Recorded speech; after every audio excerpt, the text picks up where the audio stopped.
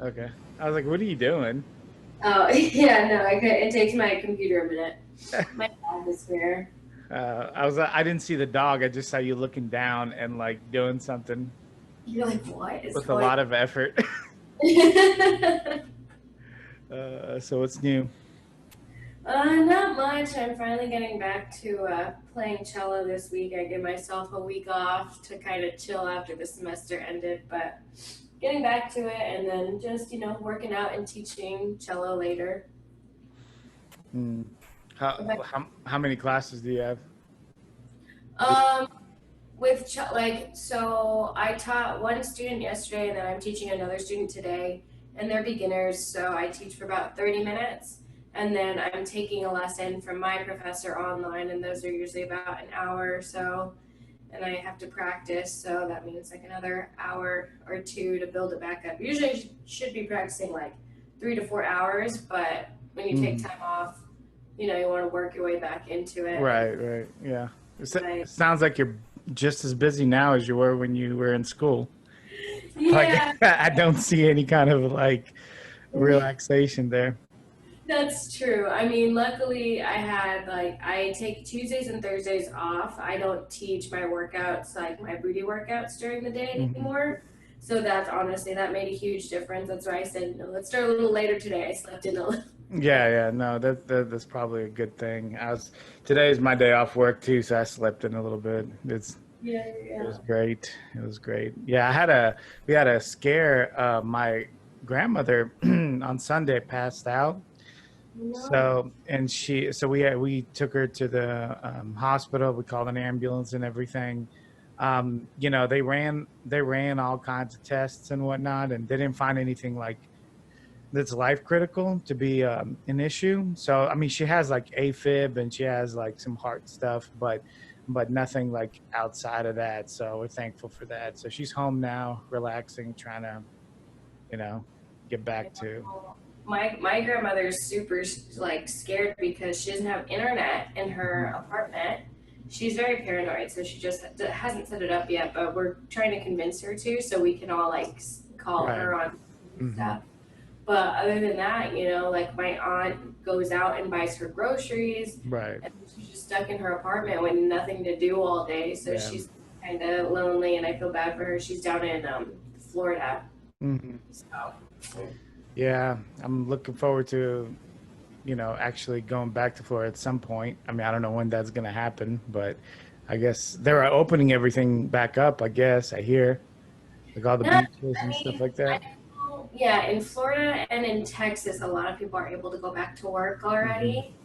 But I don't know how much that I really agree with that because I still feel like it's too soon. Nothing was really super shut down the way it was in China. Hmm. You know what I mean? And so I just feel like it's bad news and there's going to be like another wave and we're going to have to go through all of this again. Yeah. Like, honestly, to be quite frank, I don't think I would be returning to live classes at school in the fall. Hmm. Yeah, it's interesting because it's like we don't really know like what's gonna happen. So it's like it's one of those things where they're just like, well, the economy's bad, so we're gonna ramp everything back up, and we're just gonna do like social distancing and whatnot. But it's like, but who actually is doing that? Because I mean, some people. I went to an area town, went to Academy Sports, which is like just a sports store, and there was a bunch of people there. Like most of them weren't wearing masks. They were all looking at shoes on top of each other. They're like in a shoe section, so nobody was 6 feet apart. And I'm like, in theory, that's a good idea. That's if people actually do what they're told to do, which never, is my pet peeve. Never really happens.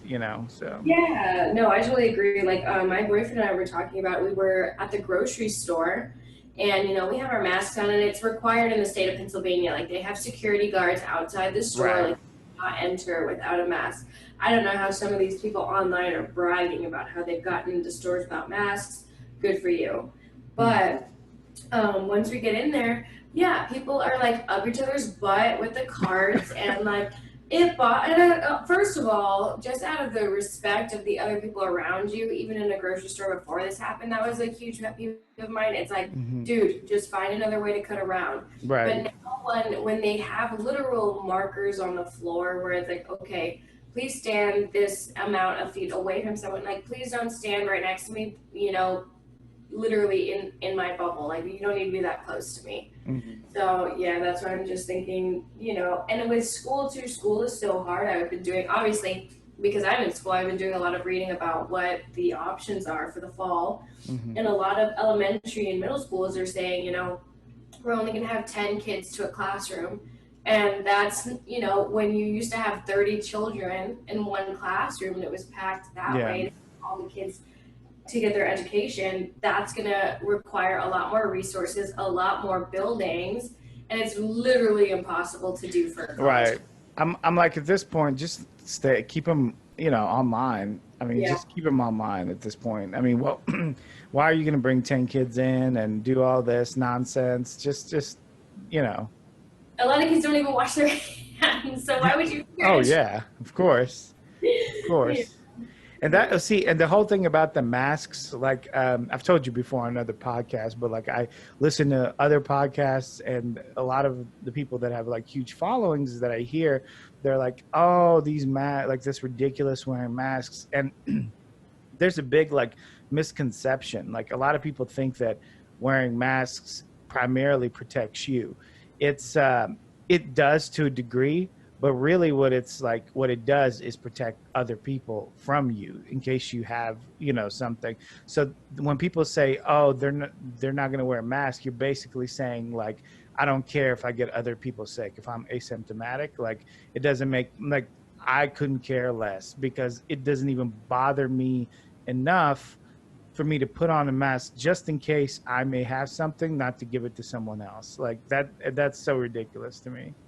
I mean, I feel like that's always been in our culture, not always, but even with school, people are like, "Oh, I'm still going to come to school sick," and it's like no Right. one wants you here. Like, Right. it would drive me crazy and up the walls when teachers would be like, "I don't care if you have a cough, come to class." It's like, Right. well, I care if you have a cough. Like, and in music school, for vocalists, it's like they can't care if that person has a cough. They literally need their vocal. You know what I mean? Right. It's like, Right.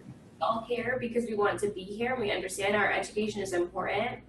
Like no one wants people to skip classes, which that's understandable, but I completely disagree with endorsing showing up anywhere to work, to school, to teach something in some manner, no matter what the odds, like no matter what's going on, because that Yeah. just shows a lack of respect for other people as human beings. Like, and at my old school, I'm not going to name it, but at my old school, um, I would show up like that because I would get, I was on several scholarships, and there was one point where I had like a awful awful migraine. I was super nauseous. I was running in and out of class, every 10 minutes just so I could be there, but I was sick, and I had what's called a jury, and it was my midterm jury. So what a jury is it's basically a midterm performance exam in front of Hmm.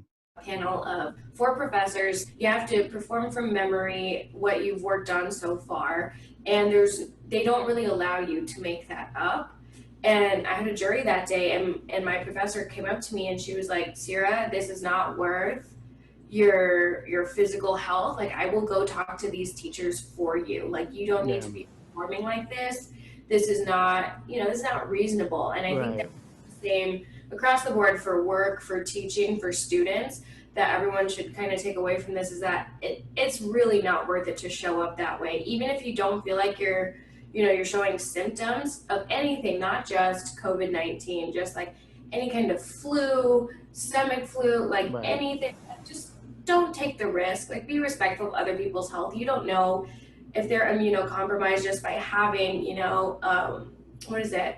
The immune system deficiencies, because Sure. no one walks around in a shirt that says that, Right. Right. Yeah. So it's No, yeah, I mean, you're absolutely right. That's the thing. It's like I think there was a time, and like what some people think, not even that there was a time. I mean, I think it's even to this day that happens, is that like what you went through, where you feel like it shows some kind of valor or some kind of courage to come in a compromised state like that.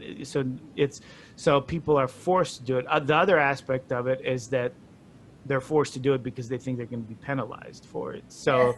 especially in school, work, it's like it's just, you've got a lot of work to do and you're sick and you feel like, oh, if I don't get this done, my manager is going to have, it's always something like that. And it's up to us to basically just be like, look, I'm sick, not coming in, not getting anybody else sick. Also, I don't feel great, so I'm going to be useless, so Right. Yeah, and I mean, it's always, better to be proactive rather than to have to react, because in a workspace, if you miss one person for 3 or 4 days, that's not bad. But if that person comes in for 3 or 4 days and then it takes out, 10 to 12 other people, which one right. would you, you know what Right, I mean? right.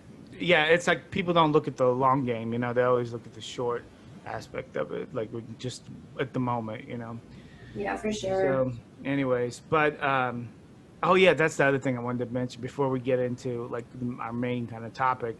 Mhm. Was that when we went to the hospital with grandma, it was so interesting because it's like, I mean, everything, it was like everything was shut down, all entrances were like covered. They had like makeshift like areas, like for nurses, like to separate them from like, it was interesting, and they wouldn't let us in, so she had to go on her own. My mom happened to get in because it was a translation thing, she was translating for her. But they said they really don't even do that, so she just had, she just came across a good doctor, good nurse, and they let her in. Mhm. But yeah, it's so like difficult because if you're sick, if you're truly like terribly sick, then and you go in like my grandmother's age, and you're alone, you don't know what's going on, nobody, no family around you, no, so it's like it's a tough position to be in. A lot of people I hear are not even going to the emergency room, waiting too long, and because they're afraid, of COVID and all that stuff, and because of that, they're waiting too long, and they're getting in there when they're requiring like CPR and stuff, which is way too late. So yeah, it's a whole different ball game, now. So It's crazy to see where we are. I can't believe, I mean, one of my friends just brought it up, but can you believe it's Memorial Day weekend this weekend? yeah, Like, it's coming up it's fast. been insane. Yeah. So like I messaged you that about Luke Sandoe. So he basically, for those who don't know, he was a pretty up and rising, famous bodybuilder. It came out last week that he died. We didn't know at first, like what was it from, and later, like 'cause some people were saying like heart attack, this, that, the initial like wave of rumors, and then eventually it came down um, that it was from suicide, and from everybody that knows him or knew him when they were and I don't know him personally, but we're speaking about him. People have known him for like 10, 15 years and never even had an inkling of any kind of like struggles that he was having, or anything like that. It kind of brings to the forefront of like mental health, especially like in the fitness community. So what do you think about that? Got any thoughts?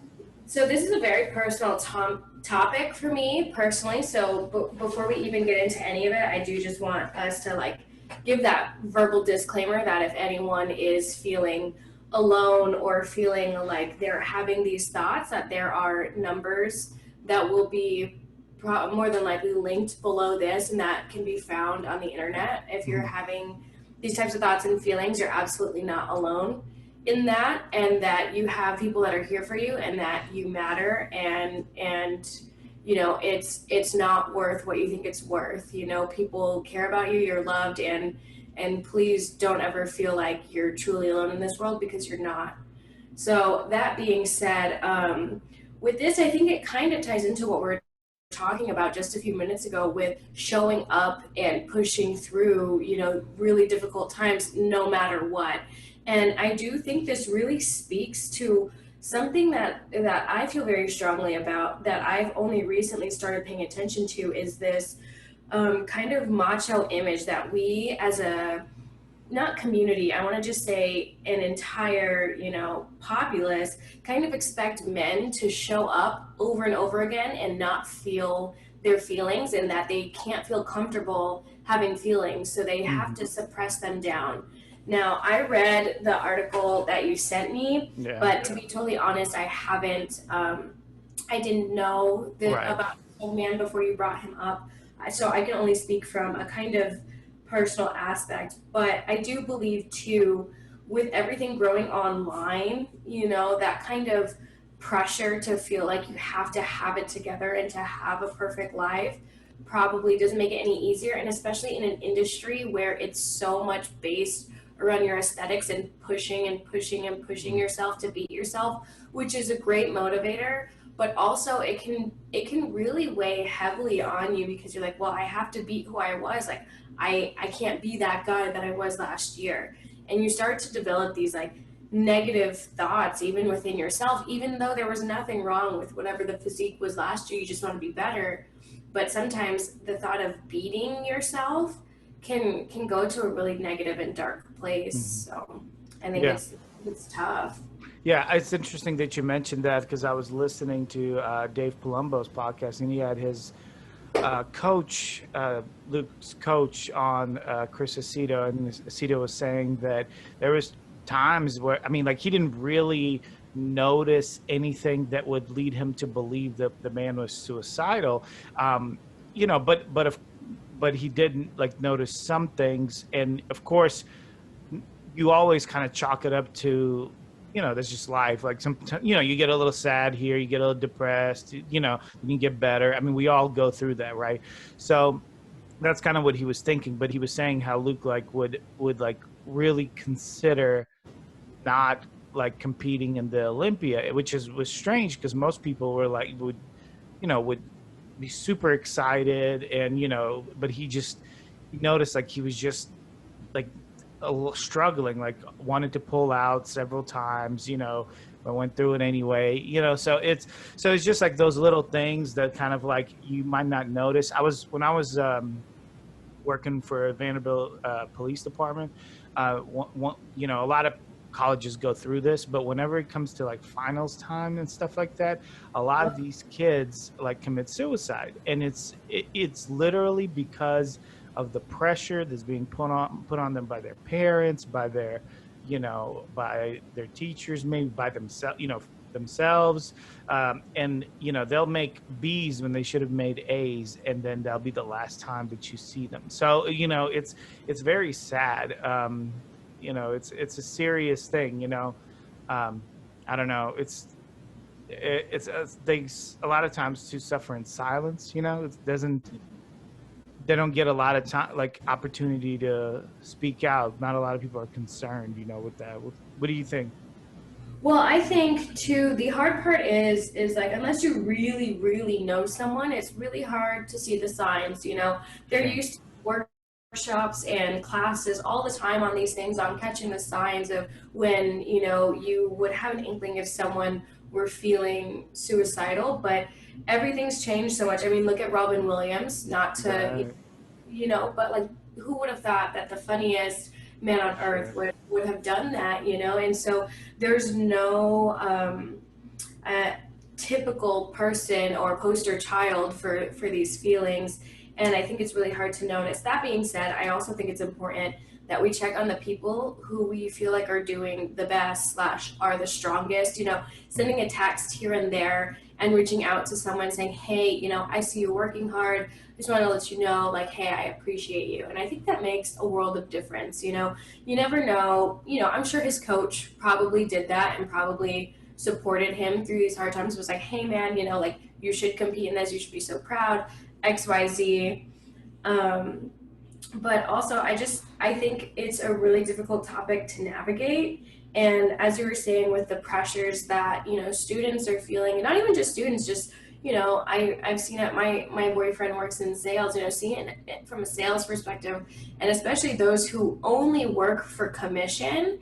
Mhm. Having to go some weeks where it's like I can't provide for my family. Like, what can Right. I do? And it goes to this place where like, well, if I'm not here, they can have my life insurance. You know what I mean? Like, it gets to those places for some people, Mhm. and it's really sad. But I think a lot of the pressures that we do feel, and specifically speaking from experience, we put it all on ourselves. Like, it's in our head, it's not real. Like, Right.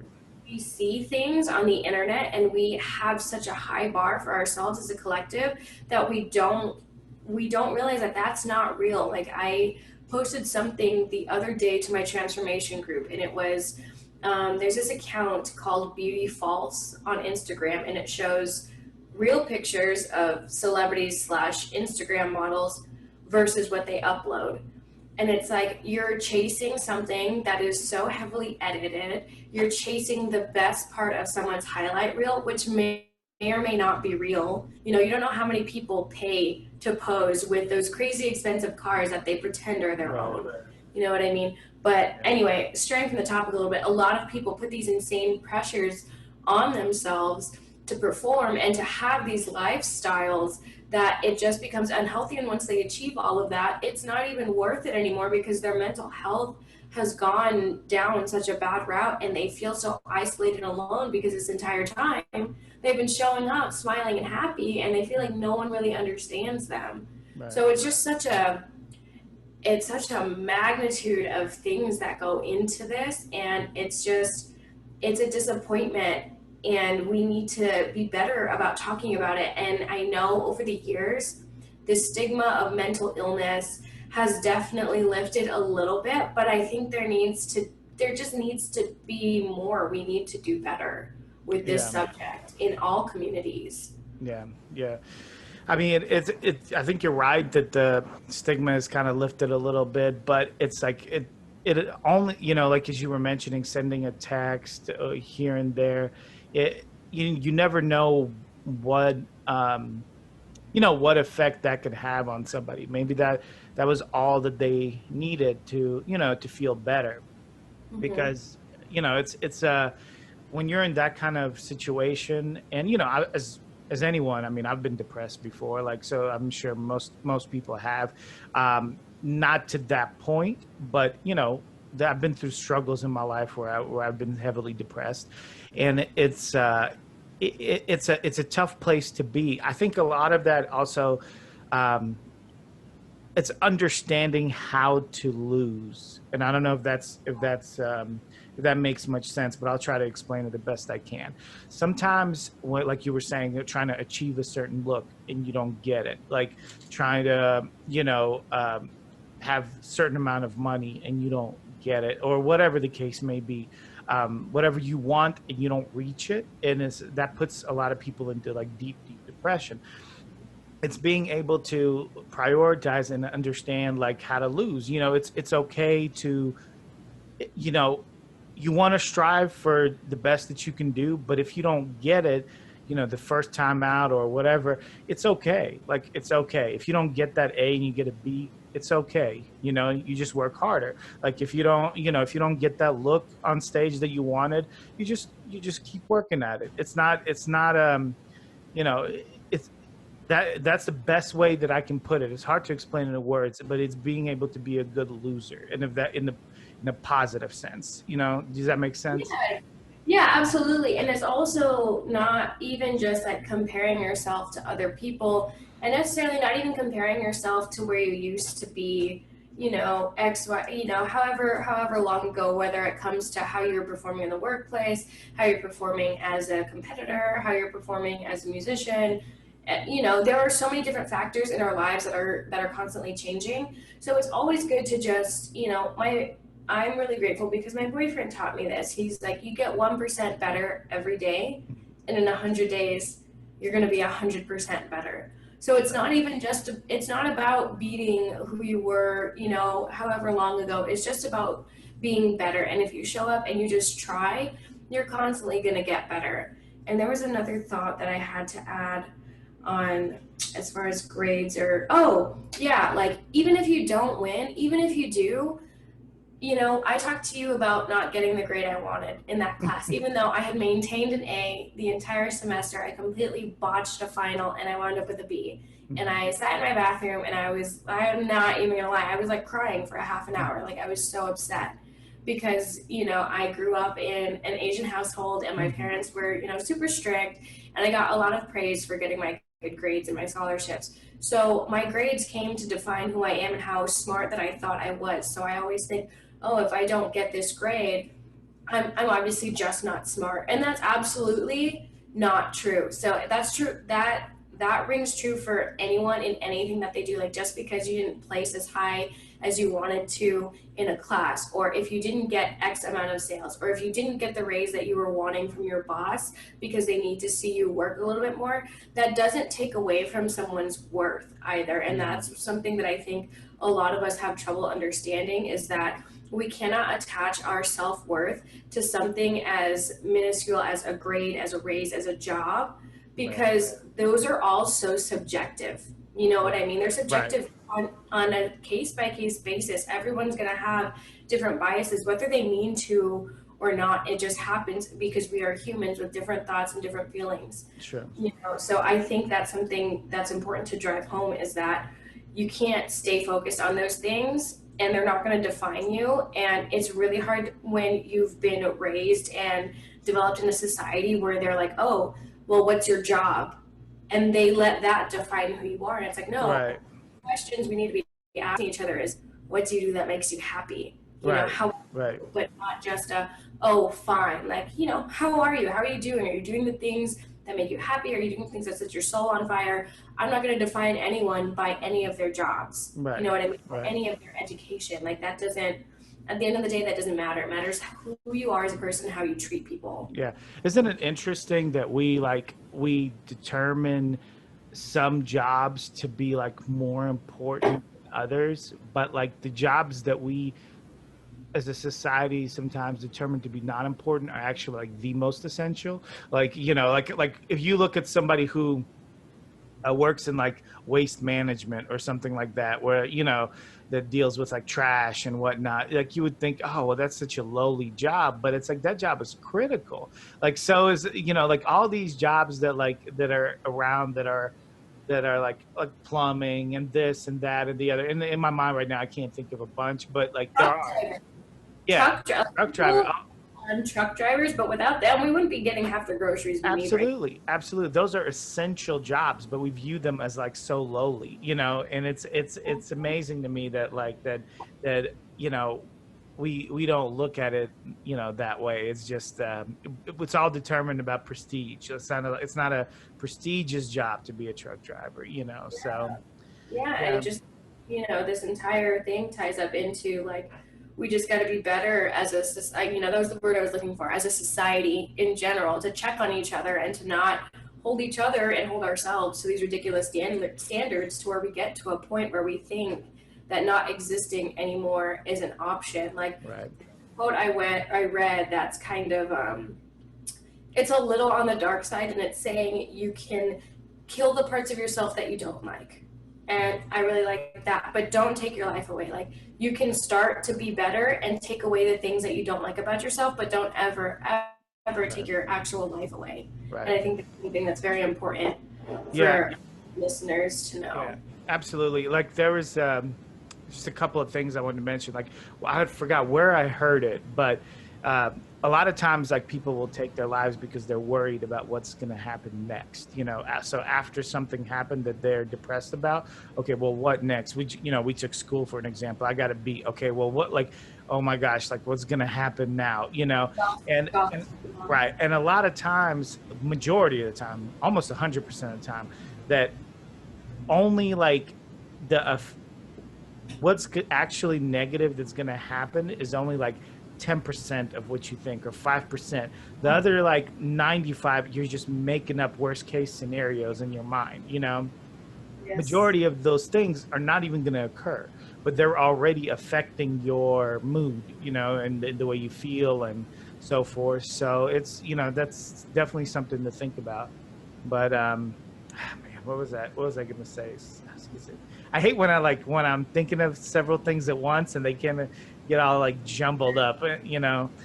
But yeah, it's a tough subject. A lot of, you know, oh, this is what I was going to mention.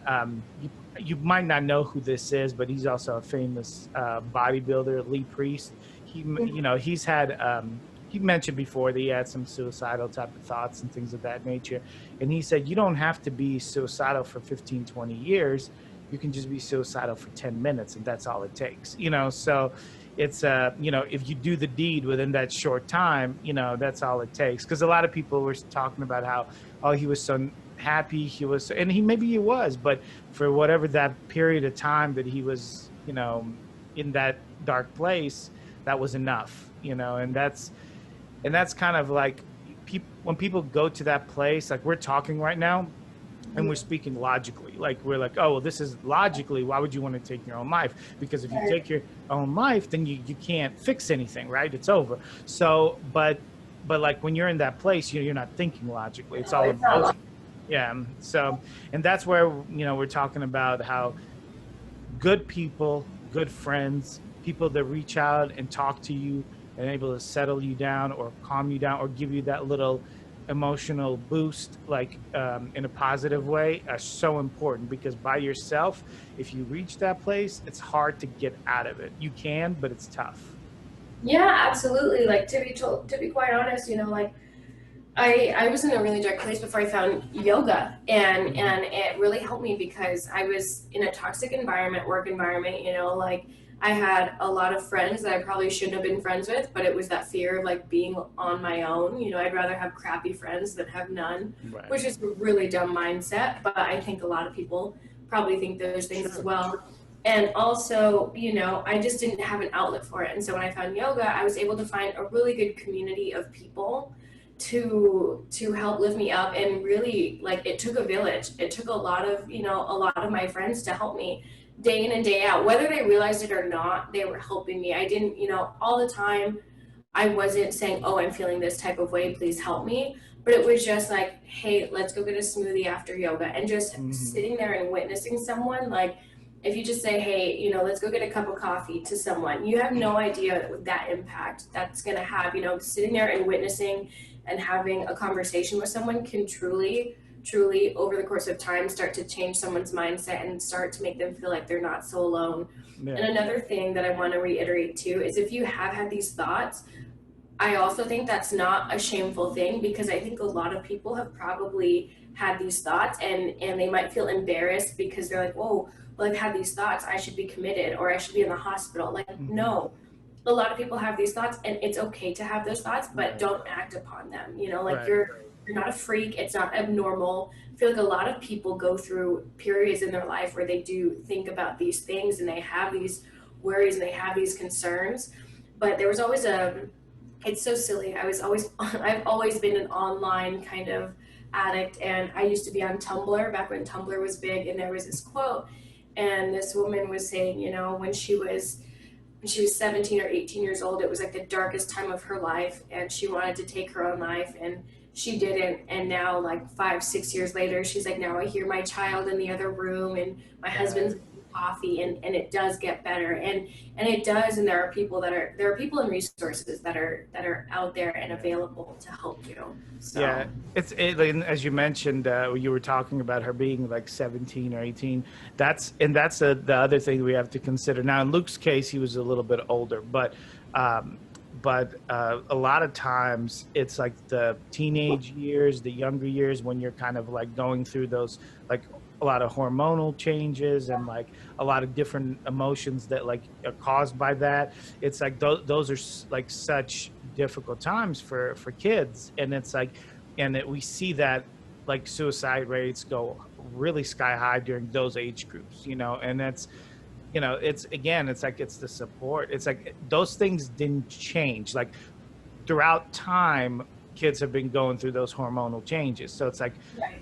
but we're having higher suicide rates now, so it's like, so it's obviously like, must be, support system that they're not receiving or something to that effect, because the kids are the same, like biology is the same. So it's, it's one of those things where like, really, like, we need to look out for like the younger generations too. Yeah, absolutely. Well, there was a study I think that was done that was saying, the amount of stress that most high school students are now going through due to all of the testing and all of the crazy, standards with grades now. for schools to perform better, they are operating at a stress level that was equivalent to those that were admitted into the insane asylums, I think in the 60s and 70s. And it's like that Yeah. that should show you as a society that we need to do better, Yeah. and also I feel like a lot of parents are scared to have this conversation with their kids. I was very lucky that I had the parents that I did, because when I was having these thoughts, I would talk to them, and they were very open and receiving. And it was hard. It wasn't easy, but my parents always talked me down. And it was at a time where I didn't really have a lot of friends. I was kind of a dork in high school, as you can imagine, carrying a cello around. And you couldn't pay me to go back to high school at this point, but with Instagram and to create fake profiles, like just a few days ago, a really good friend of mine, in my spam messages on Facebook, someone had created a false message with her face photoshopped onto graphic images and had leaked out her personal address. And this is going on at a college. Wow.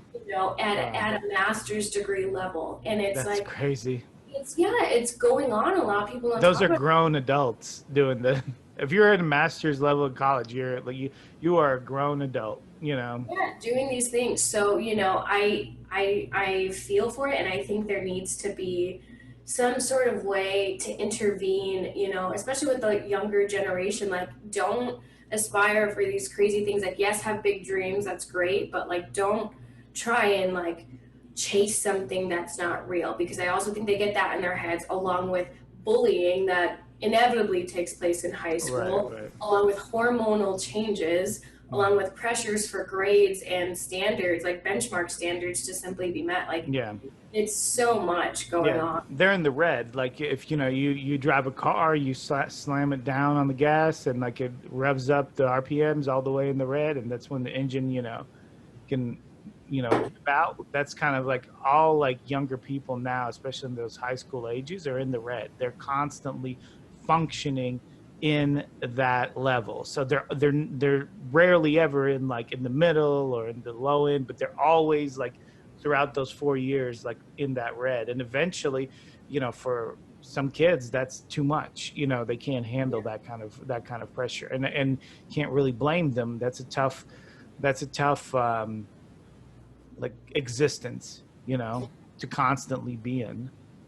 For sure. And if anything too, when it comes to families, you always want to take into consideration, like, yes, you need to discipline your children. Of course, I'm not saying to change anything like that. I'm not a parent at all myself, but I lost one of my best friends a few years ago to this. Like, he took his own life, and it makes you really start to reevaluate your family in a different way, to go, okay, like, they may be crazy, but I'm never going to shut them out.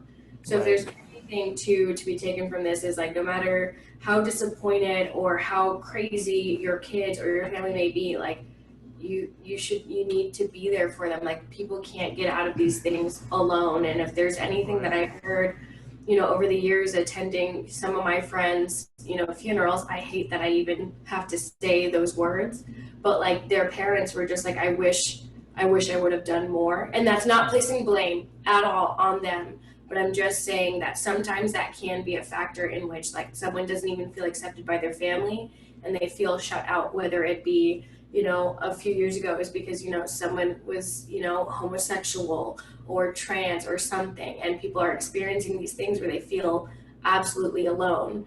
And even just feeling depressed, a lot of people's families are like, why are you depressed? You have a great life. And it's like, that's not the topic. That's not what matters.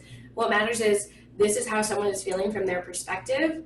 And, we just need to like hold space, be there for them, and provide resources, whether that's therapy, whether that's medication, whether that's just having a great support system in place, checking in, making sure that, like, even if they don't do their 100% best all the time, like, if they're showing up and trying, that needs to be applauded too, you know?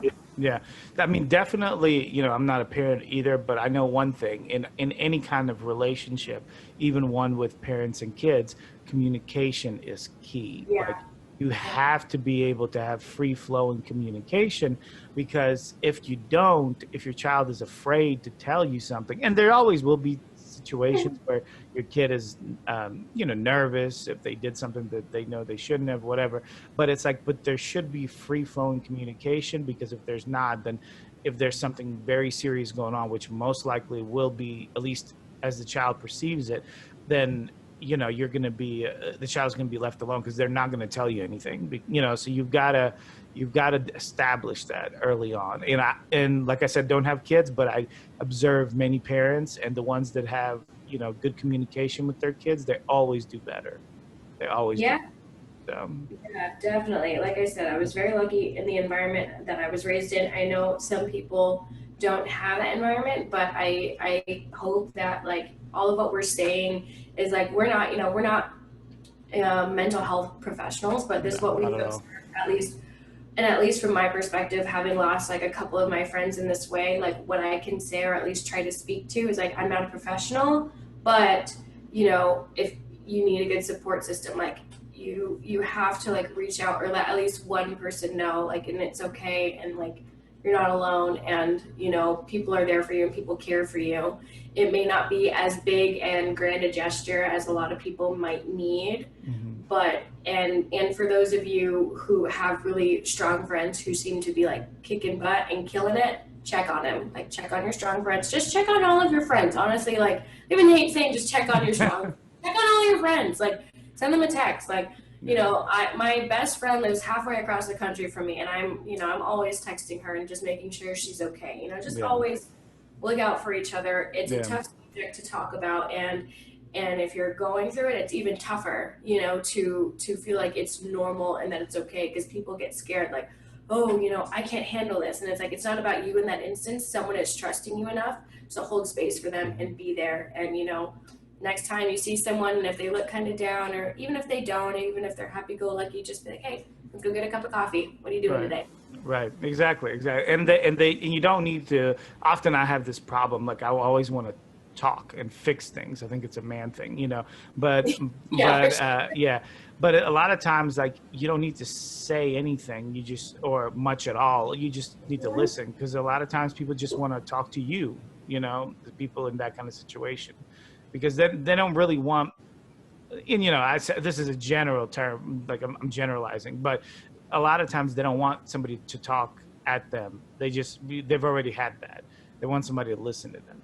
So Yeah, absolutely. Just, yeah, like we said earlier, like just witnessing someone, holding space there for them. And yeah, you're absolutely right. I'm the same way. Like whenever someone gives me a problem, I'm like, oh, yeah, here's my advice. And then I'll kind of backtrack. Like I have to start doing that sooner, but I'll be like, wait, what do you need from this conversation? Do you want right, advice, or do you want me to just listen and be here for you?